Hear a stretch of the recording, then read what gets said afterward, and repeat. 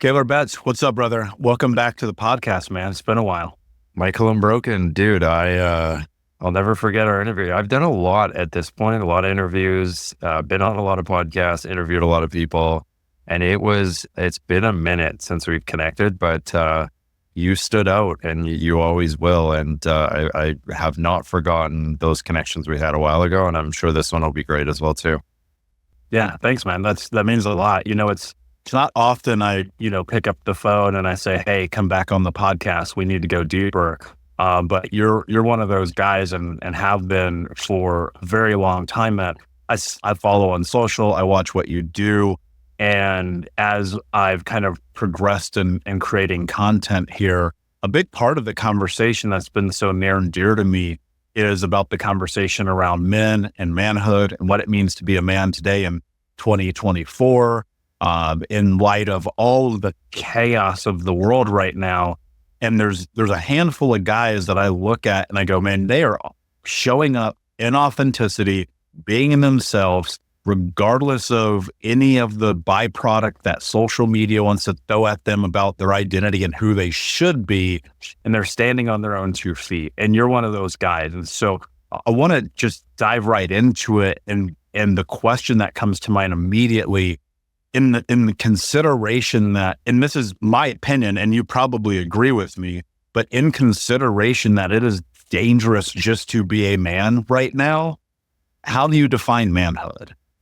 Yeah, I think there's kind of 3 ways in which we're conditioning men nowadays. There's the very, to me, obviously wrong idea of what a man is, which is trying to emasculate men and trying to demonize masculinity.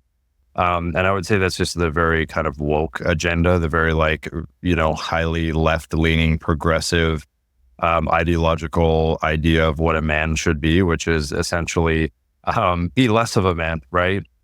Mm-hmm. And don't be strong, don't be healthy, don't be bold, don't try and conquer in this world, don't try and go out and do anything crazy, right? We need to dim your light because women or minorities or whatever have been oppressed for so long from men. And we need to, essentially fight that by going in the opposite direction. Okay. So I think that is so evidently and obviously the wrong way to approach being a man. And quite honestly, I think that's a very fast path towards a man feeling very lost, hopeless, unfulfilled, and depressed and anxious. We could put our kind of tinfoil hat on a little bit, which these days, if you do that, often you might actually be right and correct in many cases. Is pretty crazy. And we could kind of talk about how there might be an agenda to keep men weak because, weak men are easily controlled, but that's kind of a whole other conversation. So there's that camp. Then there's the one in kind of the middle, which I think is kind of middle ground, which honestly, typically I often lead towards. I often think the answer is kind of somewhere in the middle. But I think there's like this narrative of be strong, be masculine, be bold, be outspoken, go out and conquer, be on a mission, show up, take action, build things and achieve things in the external world, which I think is a great way to define masculinity. But I think also, to be really honest with you, and this is not going to be something that everyone agrees with, and I don't even know if you agree with, but it's but let's also journal every single day. Let's talk about our feelings. Let's really, get into a group of men and hold hands and sing Kumbaya, all day long. And it's okay to cry in every single situation. And although I think there's a healthy dose of that, I do think it's actually being taken to a level that exceeds what I believe is going to be in a man's essence. It's gone to the point where on the threshold, because there is a threshold of that, I think that some, even I would say men who are following kind of the personal growth space and that kind of conventional narrative and education right now, I would say that it's maybe a little bit skewed in the direction of I see it making them a little bit too feminine, honestly.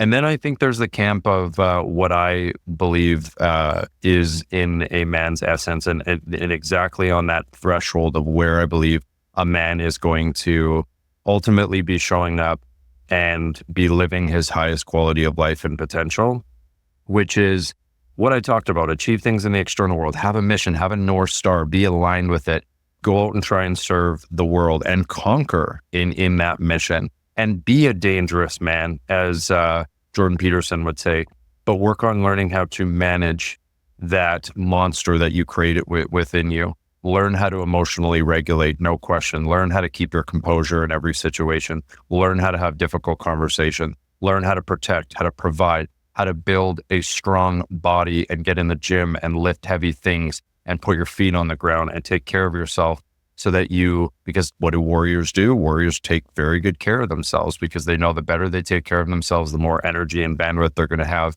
that they could put out into this world. There's a lot of that. And then, yes, we do have to have a healthy amount of, okay, it's okay to journal. Okay, it is okay to hold hands with your brother sometimes and, sing Kumbaya, so to speak. And what I really mean by that is, okay, talk about your emotions and go into the feminine. And sometimes you do have to go within. Sometimes you do have to flow. I think you have to acknowledge that your feelings are valid, but they're communicating things to you. And you have to go out and you have to make sure that, as Viktor Frankl says, our freedom lies between stimulus and response. And I think that is so important for a man to identify that that's where your freedom lies. Is stimulus is the emotion, what's coming up within. And then in between that stimulus and your response lies a space that you're able to emotionally regulate and make the decision that aligns with your highest purpose and good. Okay. So I would say that one of the best pieces of advice any man can get is that, hey, your feelings are valid, but don't let those feelings dictate your behavior, because that's where I think a lot of men are getting tripped up nowadays, and just people in general, is they're letting a lot of their feelings dictate their behavior. So I threw out a lot there. I'm going to pause because So and that's why I wanted you to really go into those spaces, because I have my own thoughts about it first, and I want to hit each one because I think that's going to be very beneficial. One, I do think there's a tremendous emasculation of men happening right now. I wrote a post recently, probably about 2 months ago, and it was titled "The 25 Things That All Men Need to Do."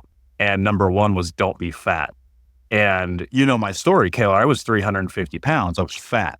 I was fat, and I'm not afraid to admit that. And I had to get my Goggins on, right? Before Goggins, there was just me and dealing with my own shit. And in that, part of it I also wrote is you have to be able to know how to protect yourself, do martial arts, know how to fire a firearm, know how to protect your family. And I had so much fucking pushback about that, where people were like, oh God, how dare you talk about firearms? And I'm like, what are you talking about? Live in the world that we live in, not in the fantasy of the world that you wish that we did. And so I do feel this big push to overly feminize men in this way, where it makes any element of masculinity be a bad thing. There were other things that I wrote about. Learn how to tie your tie, learn how to budget your checkbook, learn how to change your fucking tire on your car, do these things. And it's not that, again, moving into the second one, which you said, I don't know if I'll agree with you or not.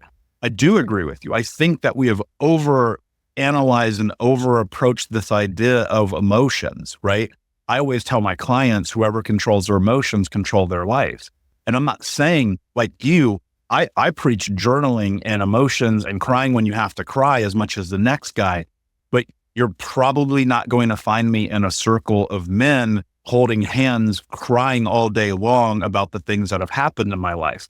Now, it's not to say that those moments haven't occurred and I haven't sat in therapy or with my coach and explored that and been like, fuck, dude, my life was, Kaylor, my life, dude. My life was so hard. I had to learn how to process those emotions. But the fact that we live in this overly emotional time has led to this place where people, they don't know how to react anymore. And they're told every time something happens, freak out. And it's like, probably not. The third pillar that you said is more of where I align with you. It's like, go and be of service, be accountable, show up, be achievement oriented. If you got to cry, cry. This isn't wipe your tears off and pick yourself off the ground. It's deal with the shit in front of you, man. And I think that's the area that we've really missed the boat, is people just dealing with their fucking life. It's like, yes, dude, life is hard. you're going to be emotional. And that's where I tend to live. You will see me. I'm what I like to refer to as a peaceful warrior, right? I know because I've practiced martial arts my whole life, I can kick your head off, but I can also hold your hand in solidarity and be like, brother, I got you. And that's the space that I think that we need more leadership of men.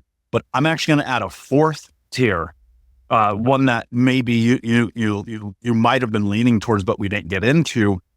And that is the hyper masculinity, super red pill alpha male, that I would talk about the pendulum swinging entirely the wrong direction beyond emasculation and into this place where now you have this collective of men who are completely avoidant of emotion and human connection. And they're so driven by money and women and possession that they've missed the human element. And that I tend to be seeing a lot recently. And to be honest with you, that might scare me a little bit more than the other side of the pendulum, because now we are creating robots with no emotion. And so, as I see more of this red pill conversation, this super hyper masculine energy, dude, that actually kind of freaks me out a little bit. Yeah, I couldn't agree with you more. I think that is a problem. I think that you mentioned we're creating this red pill hyper masculine type of men out there who don't have any emotions at all. Well, I'm of the belief that everyone has emotions, right? I think that's a human experience. I think that these emotions are trying to communicate to us. I think that when you're angry or you're sad or you're feeling jealous or guilty or shame or whatever, it's basically your physiology, your nervous system, your psychology saying, hey, you got a minute to chat? Because what we're doing ain't working right now, right? Mm-hmm. So you have to acknowledge and be present and be conscious of those emotions. You have to be able to tune into your body and understand, where's my heart rate at right now? What state is my nervous system in right now? What are the narratives going on in my subconscious and psychology?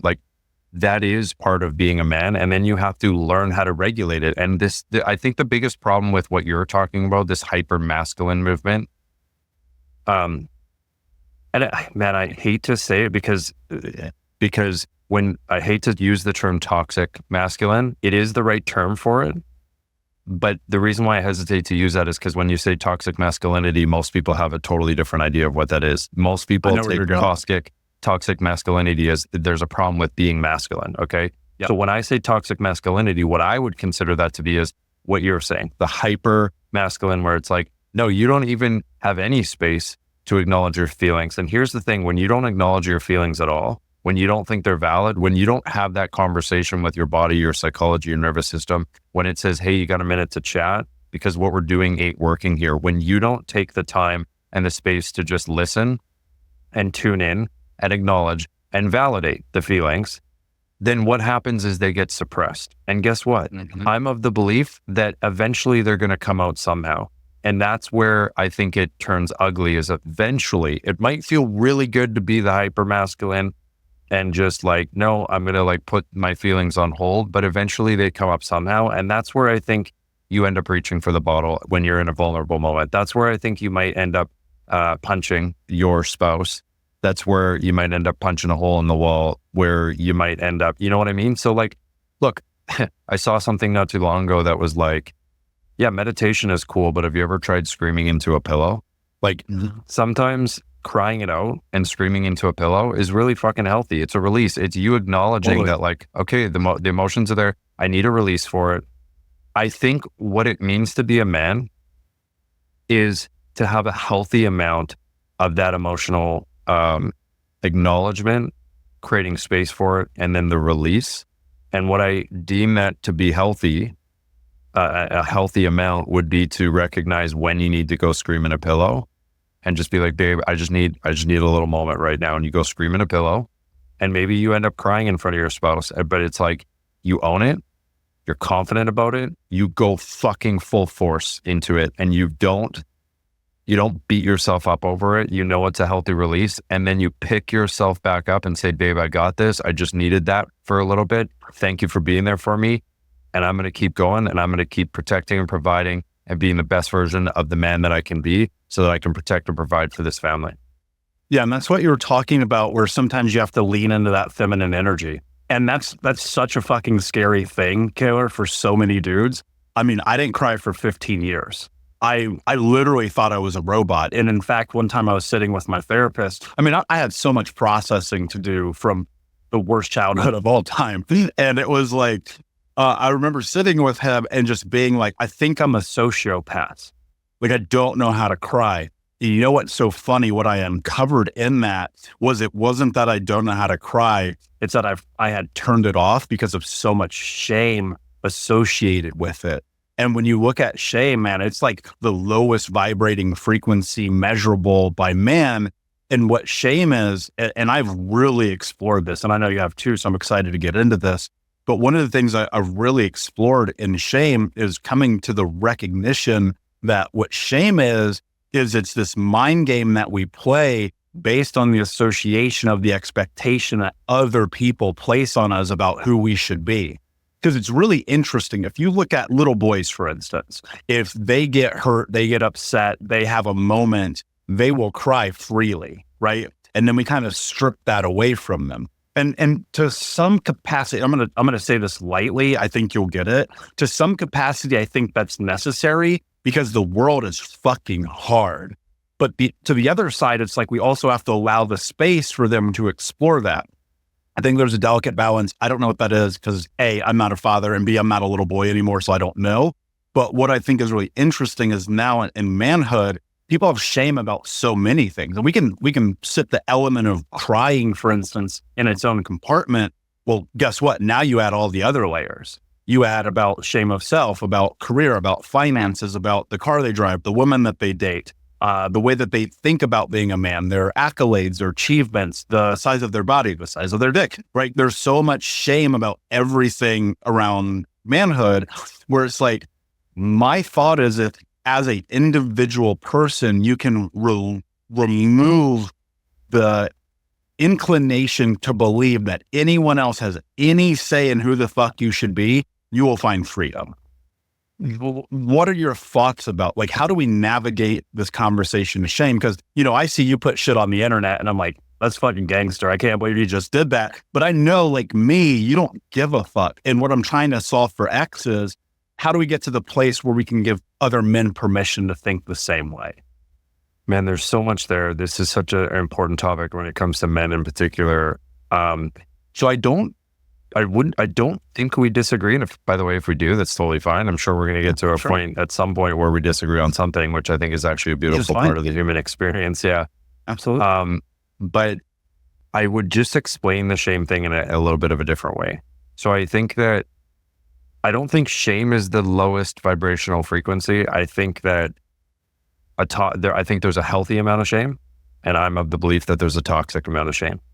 So the healthy amount of shame, I know your story. I do not believe that you would have went from breakdown to breakthrough. I don't believe you would have, you mentioned, I love that list of the 25 things every man should do. Like, I love that. And one of the things was don't be fat. I think if you didn't have a certain level of shame, you'd still be fat right now. Now, words are subjective, so maybe you would call it something else. But what I mean about shame is it's at some point having a deep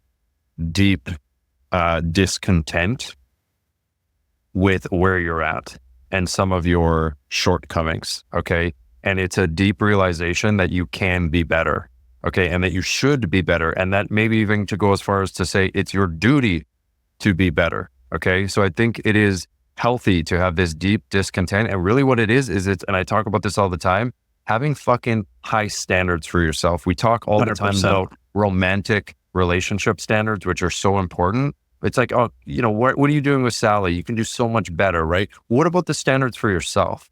Like for me, I was 55 pounds heavier than I am now. I had a beer belly. I had very little muscle mass. My body composition wasn't great. I don't have a story like you, but I totally let myself go. And I looked in the mirror one day when I was in a changing room in Australia, when I was trying on a shirt, and I had this healthy amount of shame where I'm like, wow, I'm fucking better than that.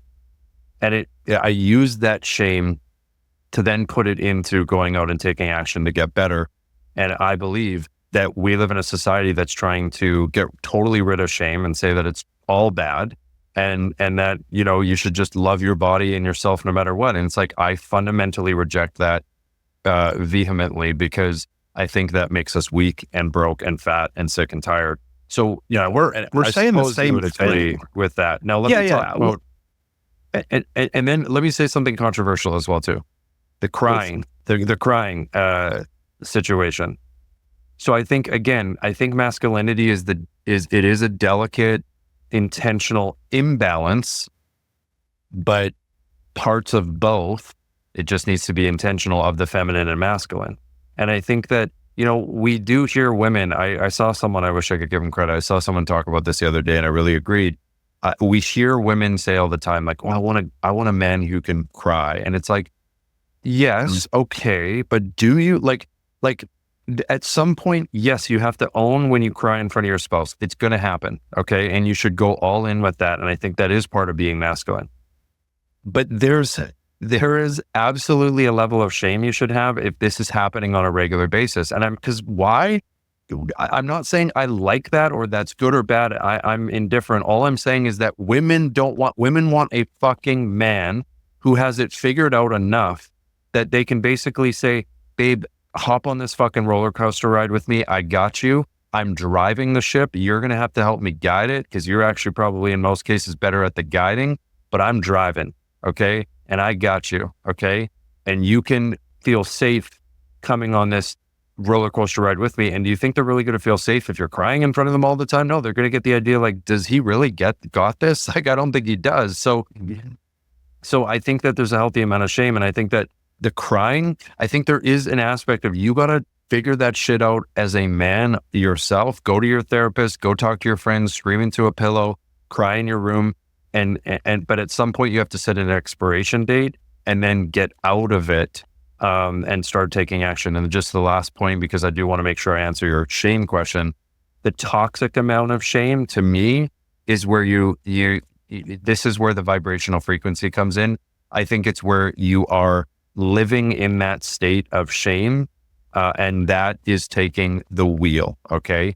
Where most of your day you're living in that vibrational frequency. And look, you just can't get anything done because you need confidence, you need to be bold, you need energy, you need to take action. And when you're perpetually living in a state of shame, it just robs you of all those things that are necessary to go out and become a man.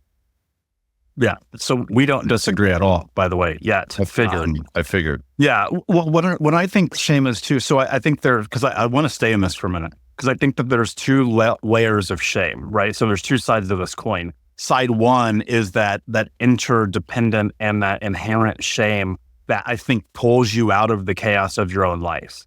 Like, I had to look at my life at 25, heading into 26, 350 pounds, smoking 2 packs a day, drinking myself to sleep, cheating on my girlfriend, brother doesn't talk to me, $50,000 in debt. It's like, you should feel some fucking shame, right? And that's the part of the conversation that we're not having publicly, because I agree with you. The changing shirt in Australia, looking at your body and being like, really, motherfucker, this is what you've allowed? Dude, that's fuel. We have got to leverage that. The other side of the shame, which is where I had started off, was the shame about who you should be, which then kind of trickles down into this path of like authenticity. So what I'm always thinking about when I'm working with people and I'm trying to help them heal trauma and overcome the places that they're stuck, is ultimately the goal is to get to this place of self-actualization, right? How do you get to the place where you are Kaylor, I am Michael, you are you, like, and that is within full authenticity, not in this veiled cloak and these masks of the idealization of the person that you think you should be, but freely standing as the person that you are.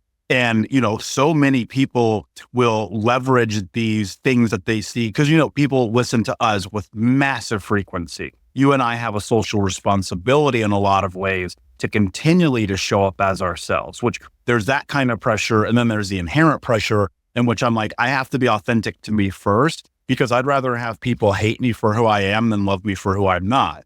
And that took a long time to unravel within myself to get to the point where I'm like, yeah, I'm cool with me. You know, that's, and I think that will always be an evolution of work. I don't think that ever goes away.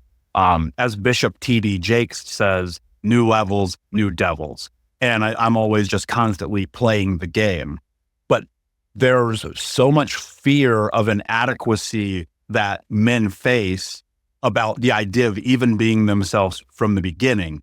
And you have this reinforced in social now, especially from intimacy and dating standards, where it's like, bro, you got to be 6 foot tall, make 6 figures, have a 6-pack and a 6-inch dick. And it's like, you're talking about 0.0000001% of men. And brother, I hate to break it to you, you ain't that. I'm sorry, you're just not the 0.00001%. You might be the 0.1%, you might be the 10%. Hell, you might even be lucky enough to be in the top 30%. But the average man just is not. And I think that there's acknowledgement that has to happen in that. But in that acknowledgement, what I think keeps dudes stuck is they're so afraid to leverage and own the truth of who they are. Because if you ask any woman, if you ask any real woman what they want out of a man, the number one answer unequivocally is confidence. Yeah. Has fucking nothing to do with money, nothing to do with your car, nothing to do with your abs. How do I know? Because when I was fat as fuck and I had a car repoed, I was having sex with women like it was my job. And so now I look at my life, and that's not even remotely close to how I navigate the world, but I live in a pure sense of authenticity. And so when I see you in your journey, it's two-part. Like, how did you step deeper into Kaylor, like living authentically as who you are, which is ultimately self-actualization? And then B, how the hell do we help other guys get to that place?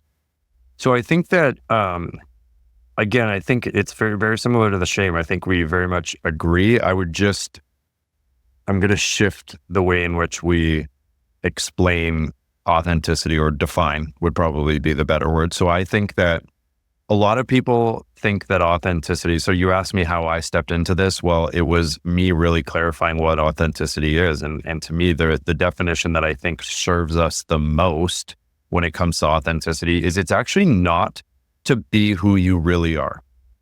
Because if I was who I really am, sort of speak, all of the time, I would be an asshole a lot of the time. I give the example of stepping into an Uber.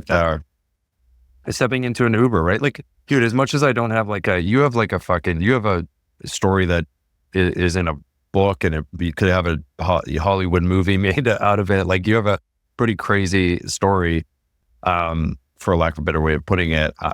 Mine's not as Hollywood-like, but I definitely have my shit, right? So, and it's complicated what I've been through experientially and just my environment and my upbringing. But when I get into an Uber and I'm running a little behind and I have something and I have a million things on my mind with business and everything, and he takes a wrong turn, and all of a sudden I see on the app that he just lost us a few minutes, I want to fucking lose it on this guy. That's who I truly am. I would want to just absolutely scream at this guy. Or if I'm in airport security and they want to do extensive, a search on me, and I have a phone call with someone on my team, and I'm going to be a few minutes late, and it's like, what are we doing here? I want to ream them out. But guess what? That wouldn't be being authentic to me. That's not the noble definition of authenticity. If I were to just be who I truly am and what comes up for me. So what do I think authenticity is? I think it is maybe self-actualization is a part of it. I don't know if it's the best way to capture what I think it really is. What I think it really is, it's almost like self-construction and then commitment to that self-construction. So what I mean is it's not just being who you are. It's not finding who you really are. It's actually constructing the definition of who do you want to be in this fucking world, and then aligning your behavior with it. So what are your commitments? What are your long-term goals and visions? What are your values and principles? And then to me, authenticity is aligning with those principles. So guess what? For me, why do I go on Instagram and say shit that people are like, wow, I can't believe you said that?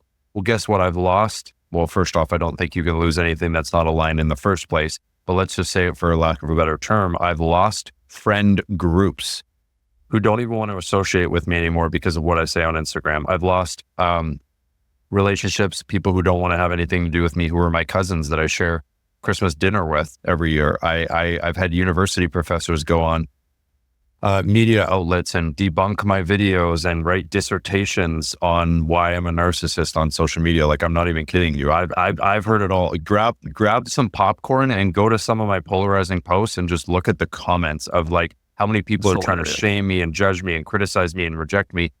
Why do I do that despite all those things? Because I am so fucking committed to my overall long-term values and commitments and my values and my principles. I don't waver from those, even if I get abandoned to the nth degree, even when there's consequences. That's what I'm committed to more than anything.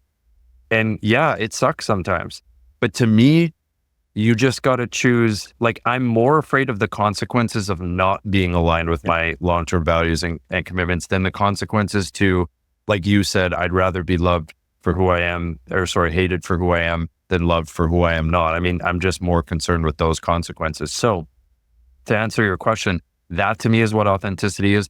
And we could also say to a large degree, that's what masculinity is. It's like, define who the fuck you want to be in this world and do not waver from it, and make sure that your behavior aligns with it every single day. And guess what? The more committed you are to your values and principles, the more judgment, criticism, abandonment, shame, and rejection you're going to get. And part of being a man, especially in today's world, is to have the courage to move through that and be committed throughout it all. Yeah. One of the things that comes to mind here, obviously you've had the benefit of interviewing Grant Cardone on your show. He invested in my company a few years ago. He's somebody I think of quite often on a daily basis, because he's like, if you're not pissing people off, you're not saying anything important. And I actually really believe that, because there's something about trying to always play both sides of the coin that I think leaves you at a zero-sum game. There's no way you can win, because you're never going to fully step into who it is that you are. And again, I think you and I are saying the same thing. We're just taking different paths to get there. Because when I think about authenticity, one of the cornerstones of everything that has been my life is raise your standards. It's something I think about on a daily basis, where it's like, okay, if your life is a disaster, I can show you exactly why. And the reason why, unequivocally, by the way, because I've coached thousands of people over the years, unequivocally, I can show you the reason why your life is a disaster. And it's because you are not holding yourself accountable to yourself. And people are like, well, I want to become this high echelon of a man. I want to have this kind of relationship, this kind of body, this kind of money. And it's like, bitch, you're smoking cigarettes and getting drunk every night. You see, the thing that you're doing is you're playing this little game called I lie to myself every day. And when you lie to yourself, it's effectively victimhood, right? Because the more that you lie to yourself, the more that you victimize yourself, and you play victim games, you get victim prizes. And it's so difficult to navigate that, where we live in a society that tells you you should feel good enough as you are. And I think one of the most polarizing things, you mentioned Jordan Peterson, one of the most polarizing things he's ever said is that you actually shouldn't feel good enough about who you are. You should take aim at becoming the greatest version of yourself that you can be. Once in the height of the controversy, I posted this quote from Jordan on my social. Dude, I got ripped to fucking shreds. I didn't even say it. I just agreed with it. And I was like, I agree. Because if you want to be the status of human being, man or otherwise, that is of value, that creates the life that you want to have, raising your standards is taking a simple look at your life and acknowledging that you are not trying hard enough. And that's so uncomfortable for people. And maybe it's to shift it from, am I trying my best? Because I don't think the universe really rewards us too much when we are focused on trying our best. And you mentioned the Hormozis. I think they talk about this. It shifted to, am I doing what's required? One of the biggest differences, I believe, between men and women, because I think what we're talking about begs the question of like, okay, well, but like, then how do men differ from women? Well, I think one of the biggest differences is men heal primarily because you talked about cigarettes and alcohol. Like, we do that because we're trying to cope. We're just reaching for something that will quickly regulate our nervous system because we have deep internal pain that we're dealing with, wounding, all that stuff. I know obviously you know about that firsthand. You've been through incredible trauma, wounding, like that all did a number on you. And people reach for those things because they're a way of attempting to regulate through the deep internal stuff that we're doing, or that we're experiencing. But here's the thing is I think that men will heal primarily by achieving things and going out into the external world and like doing stuff. Okay. That's very masculine: structure, plan, action, going on and doing stuff. And then guess what? Through tolerable steps, because when you were, in your darkest days, I'm assuming, and I'm sure you tried to go 0 to 100. It probably didn't work sustainably, but like tolerable steps, just getting out there. And that's what I would say to someone who's like, well, I'm smoking and drinking and all this stuff. And I'd be like, hey, I'm not going to get you to go to 0 to 100 through tolerable steps. We're going to slowly but surely get you to go out and take action. And every time, just like Alex Hormozi says, you build confidence by going out and building a stack of undeniable proof that you are who you say you are. So let's identify, who do you want to be in this world? Then let's, through tolerable steps, take action. Every time you take action, it is going to be hard. You're going to be faced with all those inner demons, and we're going to teach you how to, despite what you feel inside, we're going to teach you how to acknowledge those things, release them, but also take action and not let them dictate your behavior.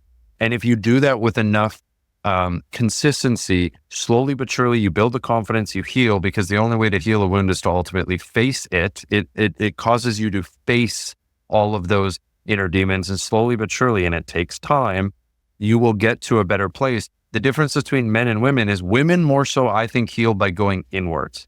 Okay. Mm-hmm. So like I would have completely different advice for women if I can be so bold to even have advice for women, because I'm not a woman. But from everything I've observed, they heal more by, if they go out and try and heal in the external world by accomplishing things, they just get burnt out, because I don't think their cycles and their biology are aligned with that. I think women are more so going to heal by literally taking a break, journaling, holding hands and singing Kumbaya, getting in the sun, taking care of themselves, crying fucking all day long if they need to, and then slowly but surely getting out and doing what they're passionate about. They don't have to go out and conquer and have as much of a plan, take as much action, be boldly committed to day in and day out, going out and making shit happen as much as men. They need a little bit of that, or a certain amount of that, just like the masculine needs a little bit of the feminine. It's just kind of reversed and polarized in that regard. Yeah, no, you're spot on. And, I've coached as many women, if not slightly more than men in the last decade, almost. I've been doing this. I do not approach it the same way at all, not even remotely close.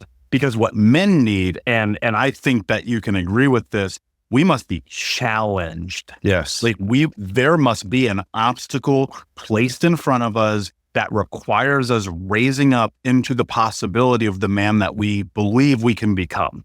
Period. Point blank. I will sit across from a dude. I don't give a fuck how bad your childhood was, right? And you know me, I'm the trauma coach. You don't get that job because your shit was good growing up. And I don't care how bad it was. I will lay a very stark challenge in front of you.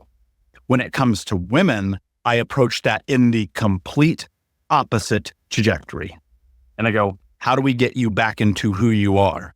Right? Now, both of them, what's odd, they're different paths that lead to the same place. But we have to acknowledge the reality that we are different. And this is where I do get a lot of pushback, man. I always tell men, I'm like, you should not be being coached by women. And a big part of that is because and the same reason why I don't think that most women should even be coached by men, right? And it's subjective. Let's be very clear, because there's always the outliers in this. But if you look at our society, and again, Kaylor, I'm basing this on the world we live in, not the fiction that I wish we lived in. Most men grow up without fathers. Most men grow up without father figures. Most men are raised by women. Most men are feminized in childhood to be brother husbands and son husbands, and they become the emotional leverage and support for the mother in single homes. 80% of divorces, statistically, and this is something you can research, which you can prove, most 80% of divorces are initiated by women.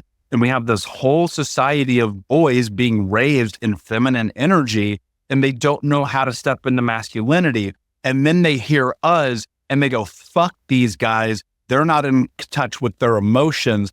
And it's like, dude, I know your journey because I know you, right? I know the shit that you've been through, and you know the shit I've been through. And man, the other day I was watching this video where this dude's just like giving money to homeless people. And I'm like bawling, bro, because I'm like, God damn, this is like such a human thing. And it's like, but at the same time, I had just got back from Muay Thai practice. And so it's like this really interesting dichotomy. And I think that men need to be led by men. And I know that that's such a polarizing thing to say right now. And I respect my female friends who are coaches and men who go to them. But I got to challenge that narrative, man, because we're in this moment right now. And I look at it and I cannot help but think, if part of the problem that has led to the weakness of society has been men predominantly being raised by women, then why as a man would you go learn to be a man from more women? So, yeah, 100%. So, but I will say this, that as two coaches who coach a lot of women, because I coach a lot of women as well too, I would just say I 100% agree with you. I would just say that what I'm more so concerned about is a woman who only gets coached by men. So I actually think both sexes should be coached by both. Yeah. So like, yes, for me, I actually do seek a woman mentor and coach for the feminine side of things when I do need to step into that. And not that they can't add any value masculine wise as well too. But then, yes, I also very much need that masculine figure and mentor in my life. And I think women can benefit from both as well too. And that's why even in our program, like we normally have a pretty consistent like woman figure authority in there to kind of balance out my kind of like, more masculine approach. And then also just in our training, we have a feminine approach as well too, to make sure that we really cover that base. But dude, oh man, what was I going to say? I agree with so much of what you're saying. And I think I lost my train of thought because, I wanted to acknowledge that. But in summary, yes, like men need to go out. And this is why I appreciate your approach so much, because you could so easily, so there's a great quote by H.L. Mencken. He says, for every complex problem, there's a solution that is clear, simple, and wrong.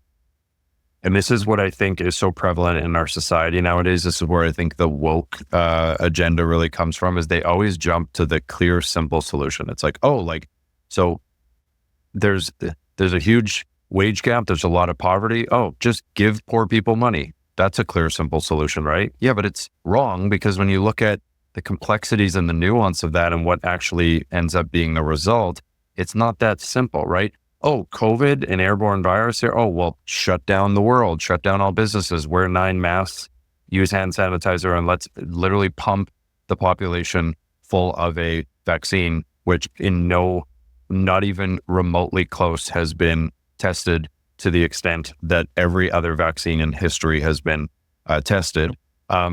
That's the clear, simple solution. But when you look at the depths of it, it's wrong, right? So I would say the same thing about masculinity. You could so easily, because of the trauma that you've been through, you could so easily succumb to what a lot of people, I think, in our space, a lot of men in our space have succumbed to, in that telling men that like, you actually don't have to work. Like, wouldn't it just be easier if you just give them that, like, and I would almost say from a sales perspective, it's easier as well too. It's sure. Like, hey, you know what? You actually, but it's not real. Yeah, you need to take a step back, and we need to hold hands and sing Kumbaya, and you need to journal more, and you don't succumb to the societal pressures of you going out and protecting and providing for. And that's just what a lot of coaches in our space, even coaches I respect and have even had on my podcast, I listen to. And again, like, maybe I'm the one that's wrong. I don't know. I have the ability to know that I'm not always right, but it's my observation that I think they are stepping into what is just more convenient, a more convenient message, and that, hey, men, like, cry, feel your emotions. And it's like, yeah, Yes, some of that, a healthy amount of that. Sure. But I also had someone tell us the other day, my sales team reached out to me, and we're hungry to serve. So we're like, we reach out to people if they have problems that we can solve in our academies. Like, we reach out and we're like, hey, get on a call. Let's chat about, maybe you want to work with us. Maybe we can change the fucking game for you. And I'm not even kidding. I had a dude. There was someone on my sales team came to me and said, that they had a dude who's been meaning to sign up for a call for a while because he needs help. And they followed up with him and they said, hey, like, is fucking Trudeau gonna resign before you sign up for this call? Like, what's going on? Or like, let's talk. Right. And his response was, and this was a few weeks ago, his response was, that solar eclipse was really intense. I need a week to integrate. Jesus Christ. That is the fucking problem with what I'm just talking about. We have way too many people in our space who are giving men the permission to think that they can't take action because of the fucking solar eclipse and that they need to integrate. What the fuck does that even mean? I went through the same goddamn solar eclipse as everyone else did, and I feel on fucking fire. I feel on fucking fire, Michael. I am. Why? Because I'm taking action. I'm not sitting there saying, oh, I need to integrate, right? Sometimes, yeah, right? Like, again, there's a healthy amount of that. But my God, man, that's the problem with, I think, a lot of kind of that moderate take on masculinity that we talked about in the beginning. Yeah, I was working during the solar eclipse and I had a bunch of texts and they're like, did you see it? I was like, no, I was working. And it's like, I agree with you. And here's the thing, man. And this is what's so difficult because you're going to have to sit in the truth of this. And we're having a conversation about men, for men, by men. Like, this is a very men-centric conversation. You show me your life and I will show you all the excuses you've been making that have led you to where you are. And that guy made an excuse. And what's so heartbreaking about that, dude, the reason why I serve so hard, thousands of podcasts, I give my books away for free, speaking on stages, God knows how many posts and is because I want people to understand one unequivocal truth about life. And that is that if you make excuses, you will die with regret. And that guy, what breaks my heart about him, and even in the moment of challenge, hey, are you going to do this before Trudeau retires? Is he doesn't want it bad enough. Yeah. And there's going to be this segmentation of the populace, men, women alike, it doesn't matter, who they are going to forever be a victim. And no matter how much content you and I put out, no matter how much we share our stories and our journeys, no matter how much we talk about the successes of the clients we've worked with, those people will walk to the edge. And the fear of jumping in keeps them so trapped that the water could rise to their knee and they will still step back. And what's so devastating to me about that is they're undeniably going to create generational trauma and separation in their family that in 7 generations from now is going to impact them in ways that you don't even understand. Because the energy spectrum that we live in is both forward-facing into the future and reciprocal into the past, right? We are statistically, scientifically, you can prove this from DNA analysis. We carry 7 generations of DNA in our physical being. Your decisions as a man today will impact 7 generations of your lineage from this moment. And that thing, when that guy is on this call, that drives me, that I think about on a daily basis, Kaylor, is I was that guy. I was that guy for a long time. And then I sat in, coming back to the closing the loop on this, I sat in the shame of the man that I had chosen to become. And until that dude takes a fucking look in the mirror and says, I chose this life, nothing will be different for him. And that's what's devastating. And I hope he's listening, and he's probably pissed off if he is. And good. As it should be. But I want to make, I want to make him feel something. And I want to make the men listening who are also in that boat, who are making excuses, I want to make them feel something. I would rather make you feel angry than nothing at all on this podcast. I'd rather tell you the cold fucking hard truth, because that is to be leveraged. You can leverage that anger, and instead of projecting it out onto us, which you can, by the way, I would just ask yourself, how much is that going to serve me? Of what use is that? Or is it better to take that anger and actually put it towards actually going out and getting your life together and getting your ducks in a row and doing something with your life? And look, I know it sounds probably like I'm shaming and judging. Like I'm with you, Michael. I was that guy as well too. It is bypassing at its finest. It is utilizing like excuses, like it's victim mentality. I mean, like, so the solar eclipse is why you can't get your life together. Like, is there any more victim mentality, defeatist mindset than the solar eclipse is preventing me from taking the action I need to go out and to live my highest quality of life? I don't think so. So yeah, like not using excuses. And you know what? This is, again, why I love your work. And this is certainly aligned with what I do, is like, I don't give, especially men, I don't give them cop-outs. I don't give them ways they can bypass. Again, I don't want to step into that hyper masculine, toxic amount of, suck it up and avoid feelings at all costs. That's not it. But I just give you the cold hard truth. And the cold hard truth is your feelings are valid. No question. We got to look at them and acknowledge them. What can we do to regulate through them and release them? But let's really focus on your behavior, and slowly but surely, by doing the tolerable steps, stepping into your biggest and greatest fears. And it ain't going to feel good, but if you do it with enough consistency, eventually you get the evidence that, holy fuck, I am who I say I am.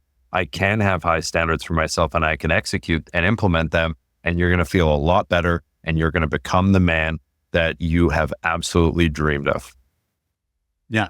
The phrase that sits in my mind every day. So when I created the change in my life, it was on the byproduct of just the most massive rock bottom.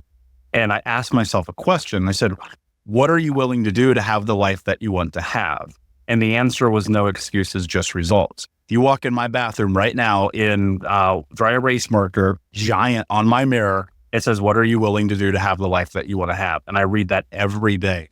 And I realized in the journey, and a lot of this came through the mentorship that I've had, the coaches I've worked with, the books I've read, the conversations like this, I realized ultimately confidence is only built through consistently doing incredibly uncomfortable things. That's it. That's the 100%. Only way. And it starts with one. And you pointed to it because like our mission in this conversation isn't to be like, Kaylor and I know more about manhood than you, because we don't. We have coaches. You and I get mentored by a lot of the same men, actually, right? And we're going down this path, and we're just simply saying like, if we can do it, you can too. And I know that's like such a fucking cop-out thing that people say all the time. Like, oh, I pulled myself up, but you can't. But it's like, no, actually, because we know. We know because we did it. We know because our clients are doing it. We know because if you're willing to be 50 minutes into this conversation, listening to us, and what you're not doing is being like, fuck these guys, the thing that you're going to take away from this is just a seed being planted. That's all this is just take the seed, do something with it. And the timeline is negligible in a lot of ways, right? Because you and I both, one of the things that I think we have in common, we're nowhere remotely close to the life we want to have. Not even remotely close. And we know that if we continue to take action on a long enough time, we can create that life. And my thesis has always been, if I don't get all my dreams until I'm 80 years old, and the next day I die, at least I did it. And I think that's the mentality that men need to have, but they've spent so much time in comparison, in shame, in guilt, in trying to be what everyone else tells them to be, where it's like real freedom is the moment that you put a line in the sand and you say, this is who I am. And I'm not going to stop until I become that person. In sales, one of the things that a strategy that I think could be applicable here, pertinent, is instead of going out and trying to get yeses and conversions, just go out and try and get a certain amount of no's. So one of the things that I think, you asked me way earlier in the conversation, like, how have you stepped into this and like been so fearless on Instagram? Well, first off, it didn't start overnight and I was incredibly scared. It didn't happen overnight. And I looked for low risk opportunities, tolerable steps, slowly but surely got myself out there. But I think one of the best things I've done is I like embrace the rejection. So like I actually am more concerned when I'm not getting criticism off. It's just, you're so radically aligned and committed to your principles and values, and you don't waver on those, that you're actually willing to get rejected and criticized. So when I do get that hate, I'll be honest, I wear it as like a badge of honor, or at least that's how I view it. I'm like, man, I'm doing something and putting myself out there. And now I'm getting put in the camp of all the people I look up to the most, because you can look at the movers and shakers out there right now, the most elite of the elite, they get the most amount of hate. Look at history. Just look at the people you look up to in history. If they made a fucking impact on this world, they certainly got a ton of judgment and criticism. So I think hate is privilege, if we're being really honest. Yeah. And I'll add this, the internet isn't real. Yeah. Social media It's a false reality. Real. Dude, here's my thought, and I mean this genuinely, and anyone is welcome to test this theory, by the way. I am 6'4", 220 pounds. I've done martial arts since I was 10 years old. I practice Muay Thai. I literally moved to Thailand to learn how to fight like Thais, right? And I carry a gun. Just full disclosure. Like I love my American rights and my amendments as a concealed carry member of this fine United States of America. The shit people tell me online, I swear to God, Kaylor, they will never tell me in person. Never. I've never had anyone say anything hateful to my face. I've had plenty of people come up to me and say, oh, I follow your social media. I love your podcast. And it's all good. I've had people nudge and point, and you can tell they don't like me. No one has ever said anything to my face, not once. In fact, I've had people that have said a lot of hate, and I've seen it. The acquaintances, they judge, they say something, and then I see them in person, and they're like, nothing. Oh, man, you're killing it. No, not even just crickets. The opposite. Oh man, you're killing it. Whatever. What a lie. And I'm like, are we going to talk? Like, sorry, are you going to tell me how you really feel? Are you going to be such a coward where you have the ability to say how you truly feel online, but yet you don't have the courage to say it to my face? Like, and yeah, that's how people are. And I was leading somewhere with that. So think about this for a second. If the reality of our lives is that people like you and I, who get criticism, I get criticism every day. You didn't go to college. How dare you help people? Like, whatever, right? And it's like, if we get that on a daily basis, and yet we freely move about the world and no one challenges us in person, then why in the fuck are you so afraid to be yourself? Nobody cares, Kaylor. Like, that's the reality of it. Like, that's what I'm getting to. Because I would love for these men who are listening to be able to do what we've done and just simply escape. That's it. We've just escaped the trappings of who it is that we're supposed to be, because you and I both know we can freely move about the world and nobody gives a fuck that we even exist. Yeah. And there's freedom in that. And people are so stuck in the internet. And obviously I wish we might need to extend this into like a 3-hour conversation at some point. But I want to end it here because I think this is really important. You and I, and you can correct me if I'm wrong, but you and I are not men who are sitting here telling you this is the cold, hard fucking truth for any other reason that we know it's the cold, hard fucking truth, because we have lived it and we are living it. And we just want you to live it too, because nothing is more sad to me than watching men be fucking victims. Yeah. And men, we're not perfect. Like I don't have it all figured out or whatever. But again, it comes down to the fundamental principle of like, are you aligning your behavior with your long-term values and principles and who you want to be in this world? I mean, that to me is like the audit that you can always do. And there's a yes or no answer. It's like, and the way in which I'm showing up is what I'm doing on a day-to-day basis is my actions and my decisions. Are they bringing me closer to my highest quality of life and highest potential, or are they distracting me farther away from my greatest good? That's really just a goal in question. And that's what you can always go back to. So we're not sitting here on our fucking high horse and being pretentious and looking down on other men and saying we have it all figured out. We're simply just saying, hey, one thing we really have done really well that we think is fundamental to masculinity, and by the way, for most of our lives, we weren't doing this, but it's been just quite a few years that we have, is to just get on that train of like actually showing up in this world in alignment with like more so long-term values and principles, instead of showing up how we feel like showing up every day. And if we can get more men to come into that place, I think the world desperately needs stronger, healthier, masculine men who are doing what we're talking about. In fact, I actually think it might be an existential threat if we don't get more men to do that over the next few years. Agreed. And that's why I started this show. Brother, thank you so much for being here. I want people to be able to find you, work with you if they need you. Where are you online? Where can they come and talk shit to you? Yeah, exactly. Right. And you're welcome to. I mean, like, again, I embrace the hate. I'm trying to help you reach your goal. Exactly.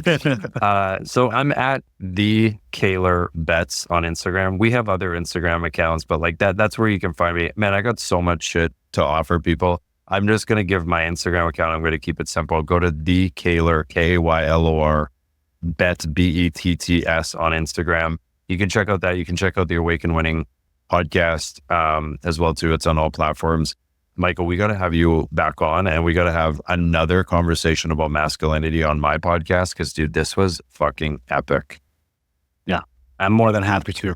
Guys, make sure you go check out Kaylor. What he does is special, and there's not a lot of outliers in a world full of clones. And so the reason why I wanted to have him on was so we could explore this together, because we see the world in the same light. And even if you didn't see the world through the light that we do, doesn't mean you can't learn something. And I hope that you can shed that narrative that everyone has to think like you for you to learn, because Lord knows I've learned some from people I do not like at all, and it has made my life better. With that said, brothers, thank you for listening. Thank you for being here, Kaylor. Thank you for showing up, my friend. And until next time, be unbroken. I'll see you guys.